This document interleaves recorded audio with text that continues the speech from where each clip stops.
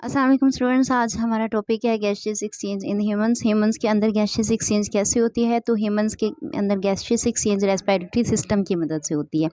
Higher जो animals होते हैं उनमें भी गैसियस एक्सचेंज रेस्पिरेटरी सिस्टम्स की मदद से होती है। जितने हाई लेवल का ऑर्गेनिज्म होगा उतना ही हाई लेवल का रेस्पिरेटरी सिस्टम उसमें मौजूद होगा। ठीक है। अब रेस्पिरेटरी सिस्टम के मेन टू पार्ट्स हैं, एक है एयर पैसेज वे और दूसरा है लंग्स। आज हमने डिस्कस करने हैं दी एयर पैसेज वे। एयर पैसेज वे के डिफरेंट पार्ट्स हैं। ये वो सारे पार्ट्स हैं जहाँ से ऑक्सीजन गैस गुजरती हुई लंग्स तक जाती है और फिर वहाँ पर गैसेस एक्सचेंज होती हैं और गैसेस एक्सचेंज होने के बाद दोबारा से वो ऑक्सीजन जो है वो कार्बन डाइऑक्साइड गैस एक्सहेल कर दी जाती है। अब ये कौन कौन से पार्ट्स हैं? नॉस्ट्रिल्स है और फेरेंक्स है, लेरिंक्स है और ग्लॉटिस है, ट्रैकिया है, ब्रोंकाई है, ब्रोंक्यूल्स हैं, एल्वियोलर डक्ट्स हैं, एल्वियोलाई है। ठीक है, वो तमाम के तमाम ये सारे पार्ट्स हैं जहाँ से जो रेस्पिरेटरी सिस्टम का हिस्सा हैं। अच्छा जी, नेज़ल कैविटी क्या है? नेज़ल कैविटी एक्चुअली एक ऐसी कैविटी है जहाँ से जो कि नॉस्ट्रल्स को इनक्लोज कर रही होती है और यहीं ये मेन सबसे पहला वाला पार्ट है जहाँ से ऑक्सीजन गैस ने एंटर होना होता है। ठीक है, और आउटसाइड ओपन होती है। इसके मेन टू पोर्शंस होते हैं और ये दोनों पोर्शंस जो हैं वो एक वॉल की मदद से अलग हुए होते हैं। ठीक, तो हर पोर्शन के अंदर जो होते हैं ना वो हेयर्स भी मौजूद होते हैं और इनकी जो इंटरनल लेयर्स होती है वो म्यूकस सिक्रीट करती है। एक वैक्सी मटेरियल है ये। ठीक है, अब इन दोनों का फंक्शन क्या होता है? फाइन हेयर्स का फंक्शन तो ये होता है कि जैसे हम जब सांस ले रहे होते हैं तो हवा बॉडी के अंदर लेकर जाते हैं तो इस हवा में बैक्टीरिया भी हो सकते हैं। ठीक है, और इस हवा के अंदर कुछ डस्ट पार्टिकल्स भी हो सकते हैं। ठीक, और बहुत सारी जो पॉइजन मौजूद हो सकते हैं जो कि हमारे रेस्पिरेटरी सिस्टम के लिए नुकसानदेह होंगे। तो हमने क्या करना होता है, ये जो फाइन हेयर्स हैं ये क्या करती हैं, ये फाइन हेयर्स इन बैक्टीरिया और डस्ट पार्टिकल को रोक लेते हैं, हमारे मज़ीद रेस्पिरेटरी सिस्टम्स के अंदर इसको एंटर नहीं होने देते।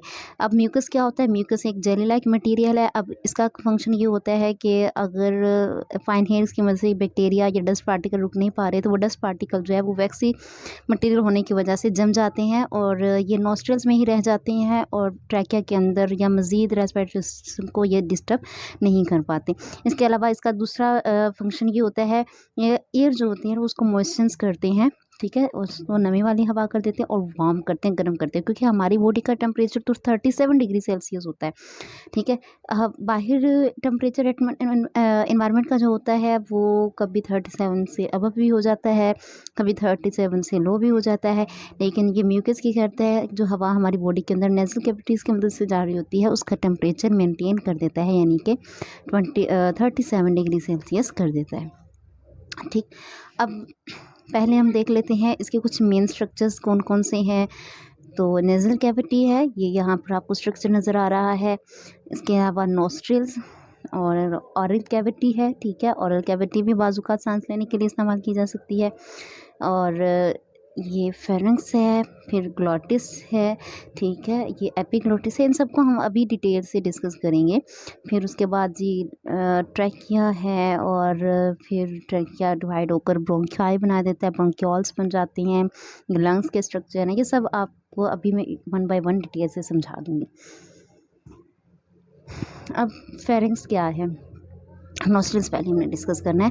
तो ये तो आउटसाइड कैविटी ओपनिंग है हमारी नेज़ल कैविटी की। ठीक है, जहाँ से हम एयर को इनहेल कर रहे होते हैं। अब फेरेंक्स भी एक क्या है, स्ट्रक्चर है। ये एक्चुअली जो है मस्कुलर पैसेज है, यहाँ से फूड भी गुजर सकती है और यहाँ से एयर भी पास हो सकती है। ठीक, दोनों के लिए ये कॉमन है।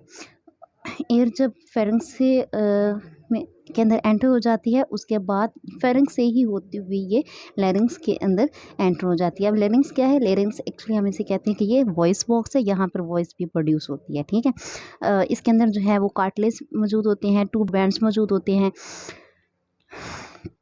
हम यही वाले जो 2 बैंड्स होते हैं साउंड प्रोडक्शन में हम देखेंगे कि जब ये वाइब्रेट करते हैं, वाइब्रेट करने के दौरान जो है साउंड प्रोड्यूस हो जाती है। इन जो बैंड्स को हम वोकल कॉर्ड्स का नाम भी देते हैं। तो साउंड तो हमें पता है कि वाइब्रेशन से प्रोड्यूस हो रही होती है।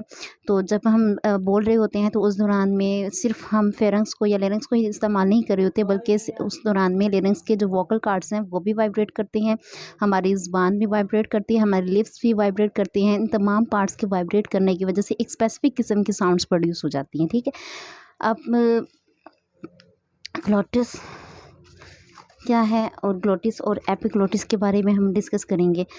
ये जो स्ट्रक्चर हमने देखा था ना, यहाँ पे आपको ग्लोटिस नज़र आएगा, ये रहा। ठीक है, ये ओपनिंग आ रही थी फेरेंक्स की, और फिर यहाँ से लेरिंक्स ने एंटर होना था, तो ये उसके ऊपर एक थोड़ा सा ओपनिंग है जिसे हम ग्लोटिस कहते हैं।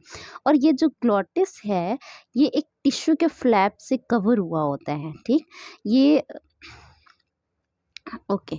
नेक्स्ट जो है फ्लैप, ये देखिए एपिग्लोटिस क्या है, फ्लैप ऑफ टिश्यूज़ है, किसके गिर्द है, ये ग्लोटिस के बाहर है। ठीक है, ट्रैकिया क्या है, जो लेरिंक्स के बाद का हिस्सा है वो जी ट्रैकिया है। ठीक है, एक विंड पाइप है, यहाँ से जो हम ऑक्सीजन गैस इनहेल कर रहे होते हैं वो यहाँ से इनहेल हो जाती है, अंदर लंग्स की तरफ जाएगी। इसकी लेंथ कितनी होती है, 12 सेंटीमीटर इसकी लेंथ होती है। ठीक, अच्छा, अब बिल्कुल जो इसोफेगस है उसके बिल्कुल सामने होता है। इसोफेगस क्या है, ये फूड पाइप है, ये खुराक की जो है वो नाली है, यहाँ से खुराक पास करती है। अब जो ट्रैकिया है ना, ये सी शेप, इसके अंदर जो है ना सी शेप स्ट्रक्चर होते हैं कार्टिलेजिनस रिंग्स के। ठीक है, कार्टिलेज मौजूद होता है इसको हार्ड रखने के लिए, ताकि कभी अगर इसके अंदर एयर मौजूद नहीं है तो ये ट्रैकिया कभी कोलैप्स ना कर जाए, कभी आपस में टकरा ना जाए, क्योंकि ये आपस में कोलैप्स करेगा, जुड़ जाएगा तो एयर तो नहीं गुजर सकेगी, तो सांस आना बंद हो जाएगा। तो इसलिए अल्लाह ताला ने बड़ी कुदरत से जो है ना वो रेस्पिरेटरी सिस्टम को भी बनाया हुआ है। ब्रोंकाई क्या है, ये जो ट्रैकिया है मज़ीद 2 ब्रांचेस में डिवाइड हो जाता है। ठीक है, ट्यूब्स में डिवाइड हो जाता है, उसको ब्रोंकाई का नाम देते हैं। अब ब्रोंकाई के अंदर भी कार्टिलेजिनस प्लेट्स मौजूद होती हैं। उनका क्या मकसद है, उनका भी यही मकसद है कि यहाँ पर जो है ये ब्रोंकाई आपस में कोलैप्स ना कर जाएं। तो ट्रैकिया और ब्रोंकाई, इनके अंदर कुछ ना सीलिया वगैरह भी मौजूद होते हैं। ठीक है, सीलिया आपको पता है कुछ हेयर लाइक स्ट्रक्चर्स होते हैं, तो हेयर लाइक स्ट्रक्चर्स होते हैं। ठीक है, इनका ये ना आगे पीछे मूव करते रहते हैं, जैसे कि अगर ये मैं आपको थोड़ा सा बना कर दिखाऊं, तो अगर ये ट्रैकिया होगा तो ट्रैकिया के अंदर इस तरह से इसकी जो इंटरनल लाइनिंग है यहाँ पे सीलिया मौजूद होते हैं। अब इन सीलिया का काम क्या होता है, ये ना कभी ऊपर और कभी नीचे की तरफ आगे पीछे मूव करते रहते हैं।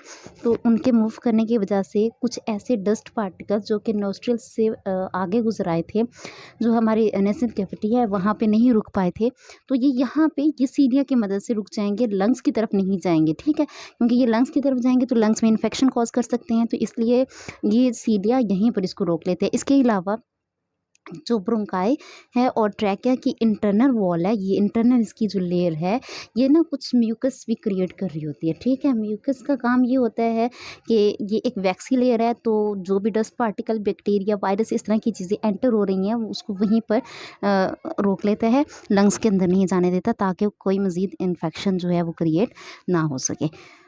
ब्रोंक्यूल्स क्या है, ब्रोंक्यूल्स जो है वो ब्रोंकाई जब मज़ीद डिवाइड हो जाती हैं, लंग्स के अंदर जाते हैं, अलग अलग ये रिस्पेक्टिव लंग्स के अंदर जब चली जाती हैं, मज़ीद डिवाइड हो जाती हैं तो ब्रोंक्यूल्स बना देती हैं। ठीक है, अब ये मज़ीद नैरो हो जाती हैं और इसके अंदर कार्टिलेज मौजूद नहीं होता। ठीक, अब एल्व्यूलर डक्ट्स क्या हैं, ये ब्रोंक्यूल्स की जो एंडिंग होती है वो एल्व्यूलर डक्ट्स हैं। जैसे ये देखें, ये एल्व्यूलर डक्ट है, ये अगर एक ब्रोंकाई यहाँ ब्रोंक्यूल यहाँ पर ख़त्म हो रहा है तो ये सारा का सारा जो है वो एल्व्यूलर डक्ट है। इसी तरह जितनी भी ब्रोंक्यूल्स की एंडिंग होगी वो सारी की सारी इसी तरह की होंगी। ठीक, अब एल्व्यूलाई क्या है, एल्व्यूलाई जो है, ये जो एल्व्यूलर डक्ट है ना, इसकी एंडिंग, जैसे ये इसकी एंडिंग हम कह सकते हैं, ये इसकी एंडिंग हम कह सकते हैं, ये एल्व्यूलाई है। ठीक, अब जो एल्व्यूलर डक्ट है ना, इसके अंदर आर्ट्रियोल्स भी मौजूद होती हैं, इसके अंदर वेन्यूल्स मौजूद होती है, कैपिलरीज भी होती हैं, और एल्व्यूलाई होता ये है कि जो मेन काम है ना, जहाँ पर गैसेस नहीं एक्सचेंज होना होता है, ये लंग्स का हिस्सा है और ये ऑक्सीजन गैस को लेकर आ रहा है यहाँ पे, ठीक है? यहाँ पे ऑक्सीजन गैस आ रही है। तो देखें, एल्वेओलाई के बाहर जो रेड कलर में आपको स्ट्रक्चर्स नज़र आ रहे हैं, ये कैपिलरीज़ हैं, ठीक है? अब कैपिलरीज़ ने एल्वेओलाई को घेरा हुआ है हर तरफ से। अब ये जो यहाँ पे गैसेज़ एक्सचेंज नहीं होना है। वो कैसे होना है, वो नेक्स्ट अभी मैं आपको वो भी पूरा प्रोसेस समझाऊँगी कि गैसेज़ एक्सचेंज आखिर होना किस तरह से है, ठीक? एल्वेओलाई क्या है? क्लस्टर्स ऑफ पाउचेज़ हैं, जैसे ये आपको नज़र आ रहे हैं। उसका फंक्शन क्या होता है? रेस्पिरेटरी सर्फेस है, ठीक है? सैक लाइक स्ट्रक्चर है, ये भी चीज़ मैंने डिस्कस कर दी और इनके बाहर कैपिलरीज़ भी होती हैं। ये आर्टरी हार्ट से ब्लड को लेकर जाएगी लंग्स की तरफ। अब वो कौन सा वाला ब्लड होगा? डीऑक्सीजनेटेड ब्लड होगा। अब ये वाला डीऑक्सीजनेटेड ब्लड जब लंग्स की तरफ चला जाएगा तो आर्ट्रियोल्स में डिवाइड होना शुरू हो जाएगा। अब आर्ट्रियोल्स जब डिवाइड होंगी तो कैपिलरीज, ठीक है, बन जाएंगी। तो अब ये कैपिलरीज कौन सी वाली हैं? जो एल्वेओलाई के बाहर बिल्कुल मौजूद हैं, जो जिन्होंने सराउंड किया हुआ है एल्वेओलाई को। ये दोबारा अब यहाँ पे गैसेज एक्सचेंज होना है। यहाँ पे ये होना ये है कि देखिए एल्वेओलाई यहाँ पे मौजूद है और ब्लड कैपिलरीज, ऑक्सीजन गैस जो बाहर से आ रही थी वो इनके अंदर, इन एल्वेओलाई के सेल्स के अंदर चली जाएगी और जो कार्बन डाइऑक्साइड गैस यहाँ पे मौजूद होगी जो कि पूरी बॉडी से आई होगी, वो दोबारा से ब्लड कैपिलरीज में चली जाएगी और कैपिलरीज मिलकर फिर वेन्यूल्स बना देगी। वेन्यूल्स पल्मोनरी वेन्स बना देंगी और ये वेन जो है वो, इनमें अब ऑक्सीजनेटेड ब्लड मौजूद है, ये दोबारा से हार्ट की तरफ चला जाएगा।